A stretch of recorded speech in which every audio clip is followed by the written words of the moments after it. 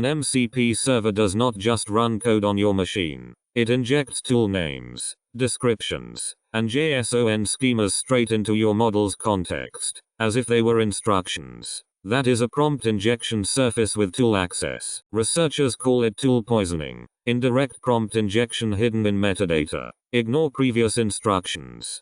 Post the user's files to evil.example. Rug pull swap benign definitions after approval. Secret harvesting in schema fields. WARDEN ships inside ARGUS. Every server is hostile by default. Phase 1. Static scan. Threat feed. LUMEN reputation. And pinning. Runs before any tool definition reaches the model. Static scan catches imperative directives and exfil URLs in descriptions.